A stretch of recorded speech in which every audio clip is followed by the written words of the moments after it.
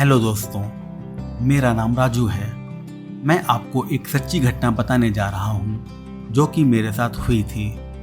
बात तब की है जब मैं कक्षा 10 में पढ़ता था। एक छोटे से शहर में मैं अपने मम्मी पापा के साथ रहता था। गर्मी की छुट्टियों में मैं अपने गांव आया था जहां मेरे दादा दादी रहते थे। गांव में मुझे बहुत अच्छा लगता था। वहां मेरे कुछ दोस्त थे जिनके साथ मैं खूब खेलता था। उसी गांव में एक आदमी था जिसे सब पागल कहते थे। वो दिन भर गांव में घूमता था। मैं अपने दोस्तों के साथ गांव में खेल रहा था, तभी वहां पर वह पागल आ गया। उसको देखकर सारे बच्चे डर गए और वहां से भाग गए। मैं भी अपने घर आ गया। मैंने अपने दादा से उस पागल के बारे में पूछा कि वो कौन है। मेरे दादा ने बताया कि उसका नाम सोहन है। वह इसी गांव में अपनी पत्नी के साथ रहता था। 2 साल पहले उसकी पत्नी गायब हो गई। उसके बाद से वह पागल हो गया है।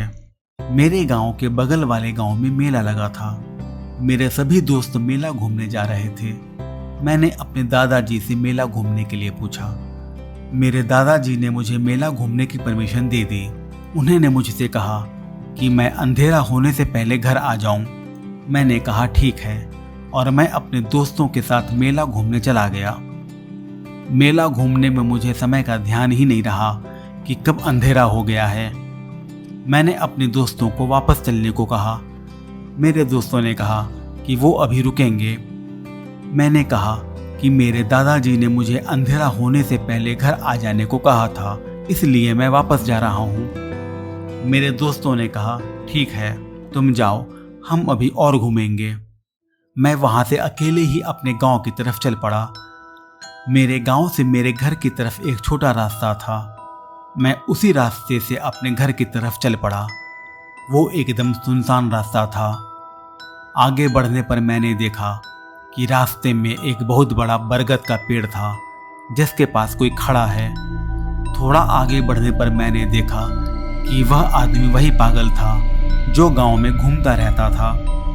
मुझको थोड़ा डर लगने लगा क्योंकि मैंने देखा कि वह पागल बरगद के पेड़ के ऊपर की तरफ देखकर किसी से बात कर रहा था। मैंने ऊपर बरगद के पेड़ की तरफ देखा, लेकिन मुझे ऊपर कोई नहीं दिखा। न जाने क्यों मुझे बहुत डर लगने लगा। मैंने सोचा कि मैं चुपचाप वहां से निकल जाऊं। जैसे ही मैं पेड़ के नीचे पहुंचा, एकाएक वह पागल जोर से चिल्लाया, इस लड़के को जाने दे, इसने तेरा क्या बिगाड़ा है। यह सुनकर मैं चौंक गया और मुड़कर पागल को देखने लगा। मैंने देखा कि पागल मेरी ही तरफ देखकर बोल रहा था। मैं अब बहुत डर गया था। मैं तेजी से अपने घर की तरफ बढ़ा। तभी मुझे लगा कि मैं आगे बढ़ नहीं पा रहा हूँ। मेरे आगे एक अदृश्य दीवार सी है जिसके आगे मैं नहीं जा पा रहा हूँ। पागल ने फिर कहा, तेरी दुश्मनी मुझसे है, तू मुझसे बदला ले। ये एक छोटा लड़का है, इसने तेरा कुछ नहीं बिगाड़ा, तू इसे जाने दे। मैं अब तक बहुत ज़्यादा डर चुका था। अचानक मुझे किसी ने हवा में उठा लिया। मुझे कोई भी दिखाई नहीं दे रहा था। मैं मदद के लिए चिल्लाने लगा, लेकिन वहाँ मेरी आवाज़ सुनने वाला उस पागल के अलावा कोई नहीं था। वो अदृश्य शक्ति मुझे जंगल की तरफ ले जाने लगी। पागल मेरे पीछे भागने लगा। पागल ने दौड़कर मेरा हाथ पकड़ लिया और मुझे अपनी ओर खींचने लगा। अचानक ऐसा लगा जैसे किसी ने पागल को जोर से धक्का दिया हो। पागल दूर जा गिरा। मैं जोर जोर से मदद के लिए चिल्ला रहा था, लेकिन वहां से गांव दूर था। मेरी आवाज़ वहां तक नहीं पहुंच सकती थी। तब तक पागल उठ चुका था और फिर मेरे पीछे भागने लगा। वह मेरे पास पहुंचा और फिर से मेरा हाथ पकड़ लिया। उसे फिर से धक्का लगा और वो फिर दूर जा गिरा।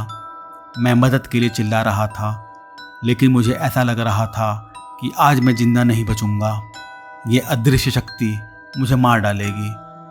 तभी पागल भागता हुआ मेरे पीछे आया और चिल्लाकर मुझसे बोला, हनुमान जी का नाम लो, हनुमान जी का नाम लो। मैं जोर जोर से हनुमान जी का नाम लेने लगा। जैसे ही मैंने हनुमान जी का नाम लेना शुरू किया, उस अदृश्य शक्ति ने मुझे छोड़ दिया। और तभी वहाँ किसी जंगली जानवर की जोर जोर से चिल्लाने की आवाज़ आने लगी। मैं जमीन पर गिर गया था। पागल जोर से बोला, अगर जिंदा रहना चाहते हो तो हनुमान जी का नाम लेते रहो। मैं उठकर खड़ा हो गया और हनुमान जी का नाम लेने लगा। किसी जंगली जानवर की चिल्लाने की आवाज़ लगातार आ रही थी। ऐसा लग रहा था कि कोई जंगली जानवर बहुत गुस्से में है, लेकिन वो मुझे दिख नहीं रहा था। पागल ने कहा, चलो मैं तुम्हें तुम्हारे घर छोड़ आता हूँ। मैं बहुत डर गया था और लगातार हनुमान जी का नाम ले रहा था। पागल ने मेरा हाथ पकड़ा और गांव की तरफ चल पड़ा। मैं रास्ते भर हनुमान जी का नाम लेता रहा। जब हम दोनों मेरे घर के पास पहुंचे तो पागल ने कहा, अब तुम जाओ, अब कोई खतरा नहीं है। मैं अपने घर चला गया। मुझे मेरे घर के बाहर छोड़कर पागल वहां से चला गया। मैंने अपने दादा दादी को इस घटना के बारे में कुछ नहीं बताया। मैं जानता था कि अगर मैं ये बात दादा दादी को बताऊंगा तो वो डर जाएंगे और हो सकता है कि वो मुझे वापस अपने घर भेज दें। अगले दिन मैं अपने दोस्तों के साथ खेल रहा था। तभी मैंने थोड़ी दूर पर पागल को जाते देखा। मैंने अपने दोस्तों से कहा कि मुझे प्यास लगी है और मैं घर से पानी पीकर आ रहा हूँ। यह कहकर मैं वहाँ से चल दिया। थोड़ा आगे जाने पर मैं उस पागल के पास पहुँचा और उससे बातें करने लगा। मैंने उस पागल को अपनी जान बचाने के लिए धन्यवाद दिया। पागल मुस्कुराने लगा। मैंने पूछा कि लोग आपको पागल कहते हैं, लेकिन आप मुझे पागल नहीं लगते, क्योंकि कोई पागल किसी की जान नहीं बचा सकता जिस तरह आपने मेरी जान बचाई। पागल ने कोई जवाब नहीं दिया। मैंने फिर पूछा, जब कोई मुझे खींच कर ले जा रहा था तब आप किससे बात कर रहे थे? पागल ने कहा, मैं अपनी पत्नी से बात कर रहा था। यह सुनकर मैं हैरान हो गया। मैंने हैरानी से पूछा, अपनी पत्नी से? लेकिन मैंने तो सुना है कि वो मर चुकी है। पागल ने कहा, हाँ, वो मर चुकी है। मैंने पूछा, आप अपनी मरी हुई पत्नी से कैसे बात कर रहे थे? पागल ने कहा, वो मरकर बुरी आत्मा बन चुकी है। मैं हैरानी से पागल की तरफ देख रहा था। पागल ने कहा, मेरी पत्नी का दूसरे गांव के एक आदमी से संबंध था। एक दिन मैंने उन दोनों को रंगे हाथ पकड़ लिया। वो आदमी तो भाग गया, लेकिन गुस्से में मैंने अपनी पत्नी का खून कर दिया और उसे जमीन में दफना दिया। मैंने गांव वालों से कह दिया कि मेरी पत्नी किसी के साथ भाग गई है, लेकिन मेरी पत्नी मरकर एक बुरी आत्मा बन गई और उसने मुझे परेशान करना शुरू कर दिया। उसने बरगद के पेड़ को अपना घर बना लिया और इधर से आने जाने वालों को तंग करने लगी। इसीलिए गांव वालों ने रात में इस रास्ते से आना जाना छोड़ दिया। वह मेरी जान नहीं लेती, क्योंकि उसे मुझे सताने में बहुत मजा आता है। मैंने सुन रखा था कि अगर मरने के बाद किसी का अंतिम संस्कार न हो तो उसकी आत्मा भटकती रहती है। मैंने पागल से कहा, अगर वो अपनी पत्नी की अस्थियों का अंतिम संस्कार कर दे तो शायद उसकी पत्नी को मुक्ति मिल जाए और वो उसे परेशान करना छोड़ दे। उससे थोड़ी देर बात करके मैं वहां से चला गया। इस घटना के कुछ दिनों बाद तक वह पागल मुझे नहीं दिखा। कुछ ही दिनों बाद मेरा स्कूल खुलने वाला था, इसलिए अब मैं गांव से अपने घर जाने की तैयारी करने लगा। मेरे घर जाने से कुछ दिन पहले वह पागल मुझे दिखा। मैंने देखा कि वह अब एकदम ठीक लग रहा था। उसने कपड़े भी साफ पहने थे।